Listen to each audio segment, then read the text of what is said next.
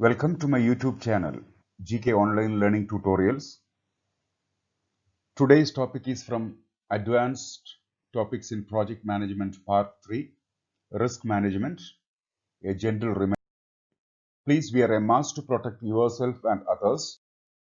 Keep social distancing and use sanitizers too often.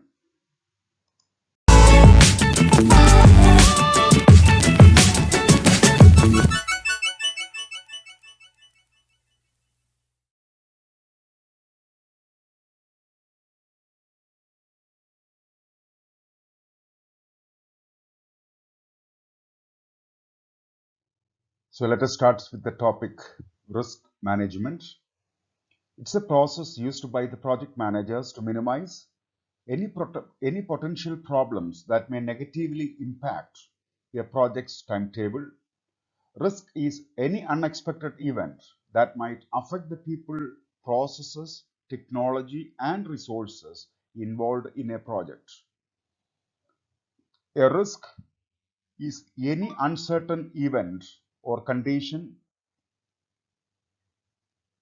that might affect your project. Not all risks are negative. Some events or conditions can help your project. When this happens, we call it as an opportunity, but it is still handled just like a risk. There is no guarantee on any project. Even the simplest activity can turn into unexpected problems. Anything that might occur to change the outcome of a project activity, we call it as a risk. A risk can be an event or it can be a condition.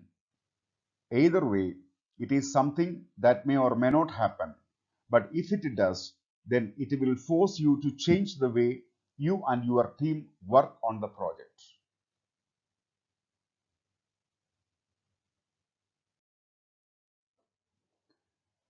So here we are mentioning the three terms. First one is threat. A project risk which has a negative effect can be referred to as a threat. An opportunity, a project risk that has positive effect, and risk trigger. A risk may have one or more causes, and if the event occurs, one or more impacts. Risk evaluation. After the potential risks have been identified, the project team then evaluates each risk based on the probability that a risk event will occur and the potential loss associated with it. Not all risks are equal. Some risk events are more likely to happen than others, and the cost of a risk can vary greatly. Evaluating the risk for probability of occurrence and the severity of the potential loss to the project is the next step in the risk management process. Risk evaluation often occurs in a workshop settings. Building on the identification of the risks, each risk event is analyzed to determine the likelihood of occurrence and the potential cost if it did occur. The likelihood and impact are both rated as high, medium, or low. A risk mitigation plan addresses the items that have high ratings on both factors like likelihood and impact. Risk mitigation.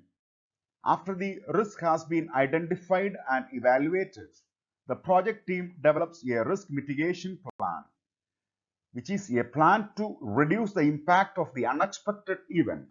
The project team mitigates risk in various ways, like risk avoidance, that is usually involves developing an alternative strategy that has a higher probability of success, but usually at a highest cost associated with accompanying a project task. Risk sharing, which involves partnering with others to share responsibility for the risk activities. Risk reduction, an investment of funds to reduce the risk on a project. Risk transfer, a risk reduction method that shifts the risk from the project to another party.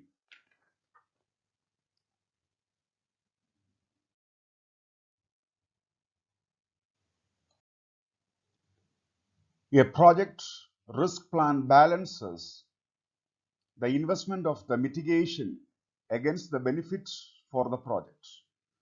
The project team often develops an alternative method for accompanying the project goal when a risk event has been identified that may frustrate the accomplishment of that goal. These plans are called contingency plans. The risk of a truck driver's strike may be mitigated with a contingency plan that uses a train to transport the needed equipment for the project. If a critical piece of equipment is late, the impact on the schedule can be mitigated by making changes to the schedule to accommodate a late equipment delivery. Some project managers allocate the contingency budget to the item in the budget that have high risk rather than developing one line item in the budget for contingencies. This approach allows the project team to track the use of contingency against the risk plan.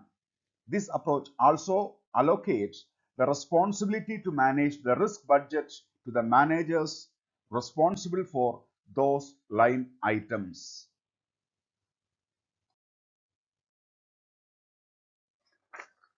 Resource planning.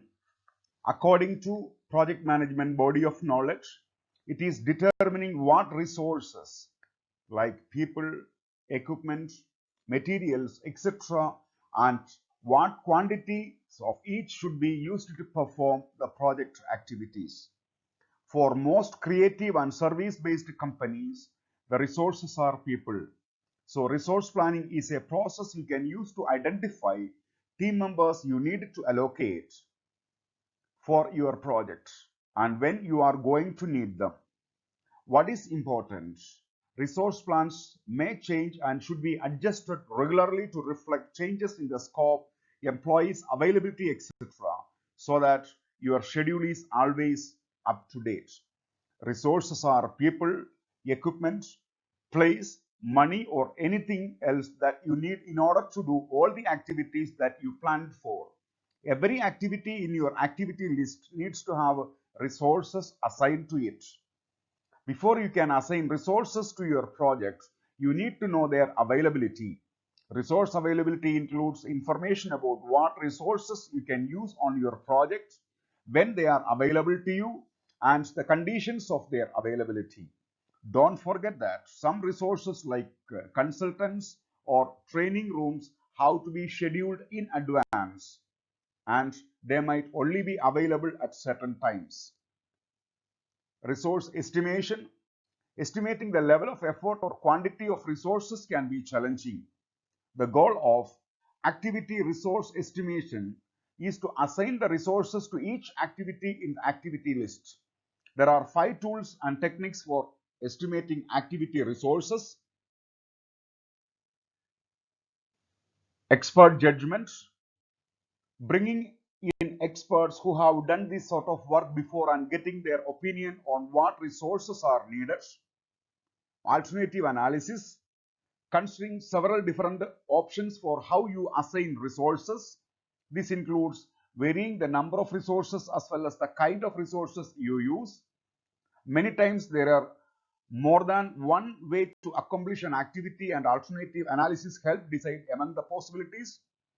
Published estimating data is something that project managers in a lot of industries use to help them figure out how many resources they need. They depend on articles, books, journals, and periodicals that collect, analyze, and publish data from other people's projects. Project management software such as Microsoft Projects will often have features designed to help the project managers estimate the resources needed and constraints and find the best combination of assignments for the project. Then comes bottom-up estimation, breaking down the complex activity into pieces and working out the resource assignment for each piece. It's a process of estimating individual activity resource need or cost and then adding these up together to come up with a total estimate. Bottom-up estimating is a very accurate means of estimating provided the estimate at a scheduled activity level that are accurate.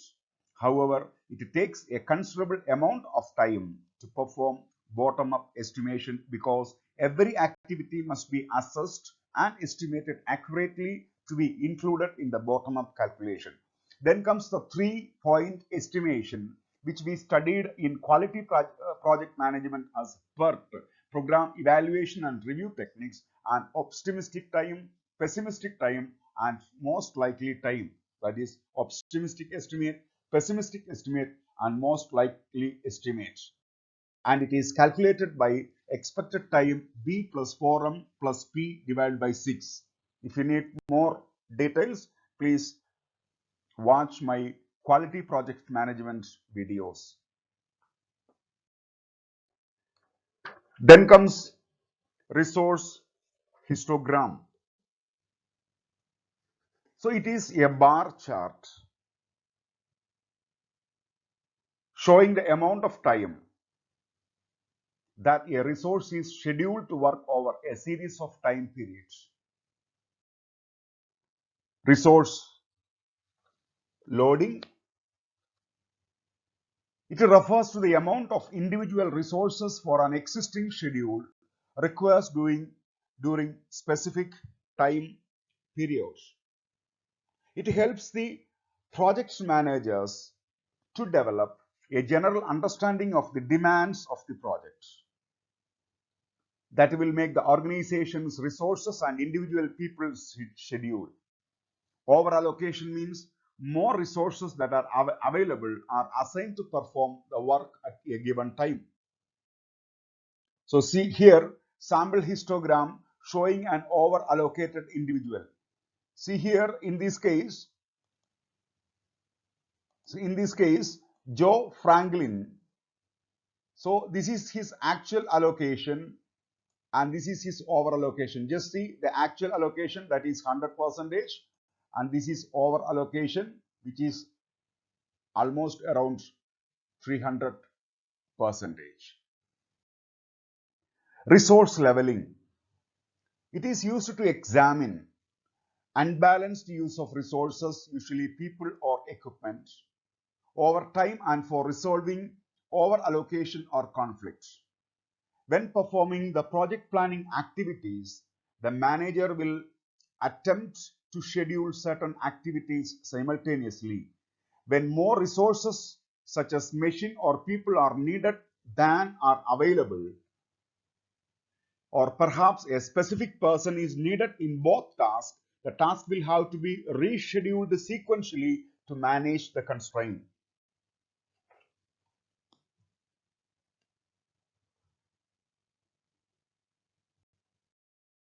So here an example for resource leveling. See here a project networks with activities A, activities B, and activity C, and the duration as shown. Activity A has 3 days of slack, that is total 5 days, for example, if you are considering. So activity A has 2 days only, so 3 days of slack. Activity B have no slack, and activity C have 2 days of slacks. Assume activity A has 2 workers, B have 4 workers, and C have 2 workers. Just see the resource usage.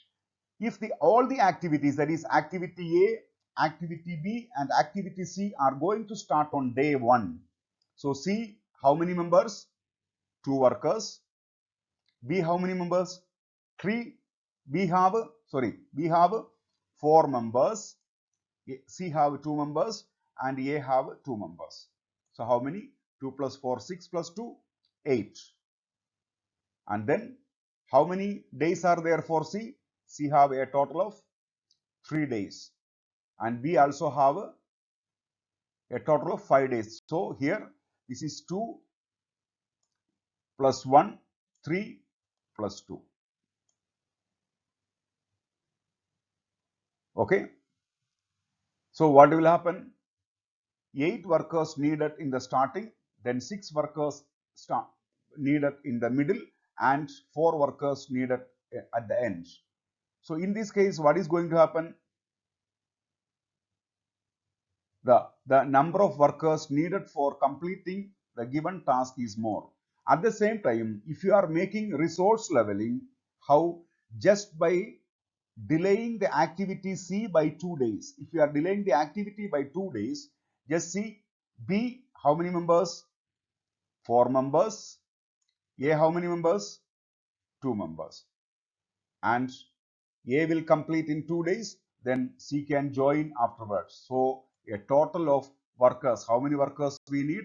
A total of 6 workers. See here, we need just 6 workers, whereas sort of in this case, we need 8 workers at the starting. So this is a method of resource leveling. Budget management. It's a process of administrating and overseeing the finances related to business projects. Every project boils down to money. If you had a bigger budget, you could probably get more people to do your projects more quickly and deliver more. That's why no project plan is complete until you come up with a with a budget. But no matter whether your project is big or small, and no matter how many resources and activities are in it, the process for figuring out the bottom line is always the same. It is important to come up with a detailed estimates for all the project costs. Once this is completed, you add up the cost estimate into the budget plan. It is now possible to track the project according to that budget while the work is ongoing. Some of the project estimate techniques: analog estimation, an estimate that is based on other project estimates. If a similar project costs a certain amount, then it is reasonable to assume that the current project will cost about the same. Few projects are exactly the same size and complexity, so the estimate must be adjusted upward or downward to account for the differences.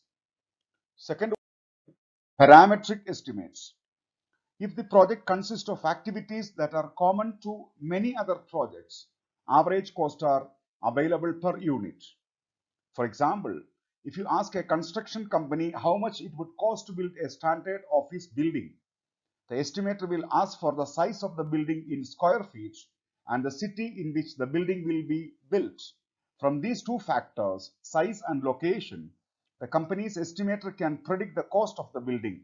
Factors like size and locations are parameters. Then comes bottom-up estimating. The most accurate and time-consuming estimating method is to identify the cost of each item in each activity of the schedule, including labor and materials. If you view the project schedule as a hierarchy where the general description of tasks are at the top and the lower levels become more detailed, finding the price of each item at the lowest level and then summing them to determine the cost of higher levels is called bottom-up estimation. End value management or end value analysis, a method that is widely used for medium and high complexity projects, is the end value management method. It's a method of periodically comparing the budget cost with the actual cost during the project. It combines the scheduled activities with the detailed cost estimates of each activity. It allows for partial completion of an activity if some of the detailed costs associated with the activity have been paid by other have not. So if you need more details about this, please refer my QPM Quality Project Management lecture notes. Project management challenges. Balancing the elements of a complex project like time, money, scope, and people is one of the jobs of the project manager. Project management training is the essential step for managing the unexpected obstacles the project managers can face on a daily basis. So project management challenges with the corporate projects like undefined goals. When goals are not clearly defined or identified, the whole project and team can suffer. When upper management cannot agree to and support undefined goals, the project in question typically has little chance of succeeding. The project manager must ask the right questions to establish and communicate clear goals from the outset. Scope changes, also known as scope creep. This occurs when the project management allows the project's scope to exceed beyond the original objectives. Clients and supervisors may ask for changes to the project, and it takes a strong project manager to evaluate each request and decide how and if to implement it, while communicating the effects on budget and deadline to all stakeholders. Inadequate skills for the project. A project sometimes requires skills that the project's contributors do not possess.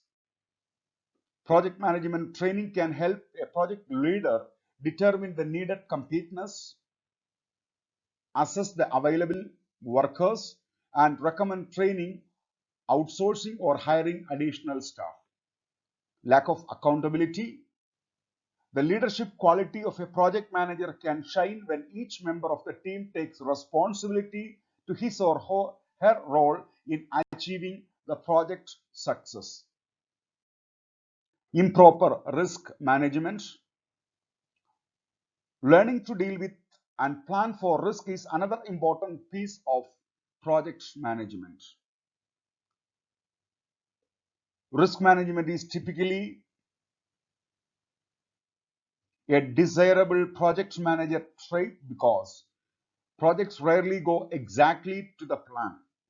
Gathering inputs, developing trust, and knowing which part of a project are most likely to veer off course are aspects of the project manager's job. Ambiguous contingency plan. It's important for project managers to know exactly what direction to take a predefined what-if scenarios. If contingencies are not identified, the entire project can become mired in an unexpected set of problems. Asking others to identify potential problems areas can lead to smooth and successful projects. Then comes pure communication. Project managers provide direction at every step of the project. So each team member knows what is expected. Project management training includes an emphasis on written and oral communication skills. Proper communication can help increase morale by establishing clear expectations. Good project managers keep communication and feedback flowing between upper management and team members. Impossible deadline.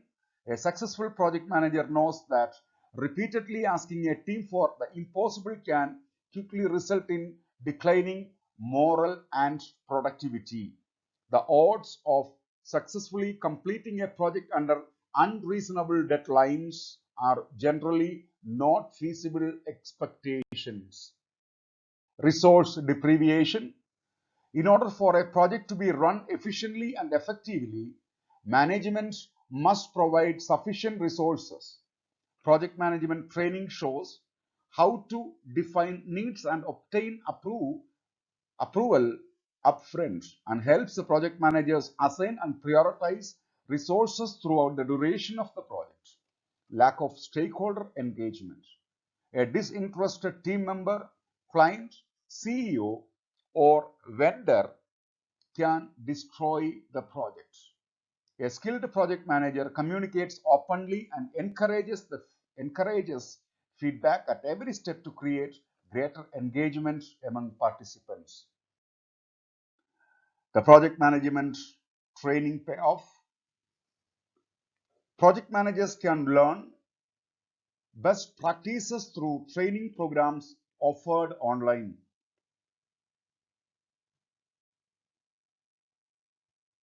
Professionals can explore critical topics in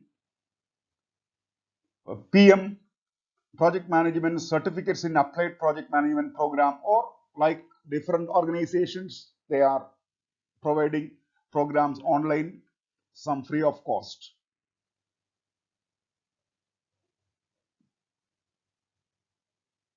Continuing education is the first step in overcoming the challenges you will face throughout your project management career.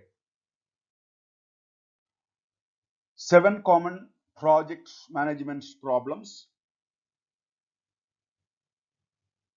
Project managers are like octopuses. They need 8 hands to do everything they have to do to manage their projects properly and keep everything under control. But even if they had 8 hands, there are common problems that arise during the project's planning and execution phase. Projects or problems that are difficult to avoid but easy to solve. So here some of the problems. Your clients give you vague or ever changing requirements. Your client is slow in communication. The project does not start on time. You try to manage every project the same way. The client does not like what you created. Your point of contact does not seem to care about your project. Too much time is spent solving problems after the projects are live. So in addition to these 7 problems, we can mention in another way like disregard for the planning process, scope creep, exceed the budget, lack of communication, shifting deadlines, lack of accountability, and decentralized information.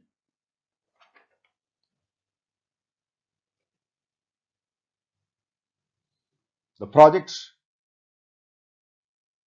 So you can go through the links to get the 101 project management problems and how to solve them.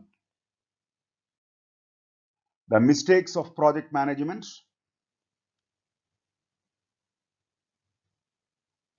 Assigning the wrong person to manage the project. Failing to get everyone on the team behind the project. Not getting executive support. Putting too many projects into products at a time. Lack of regular communication or meeting. Not being specific enough with the scope or allowing the scope to frequently change, scope creep. Providing aggressive, overly optimistic timelines, and not being flexible. Not having a system in place for approving and tracking changes. Micromanaging, that means it's a management style in which a supervisor closely observes or controls the work of an employee, which deteriorates their interest in works. Expecting software to solve all your project management issues, and not having a metrics for defining success. That's all in this part. Hope you enjoyed the video. If you are having any queries, please write to me to the email ID.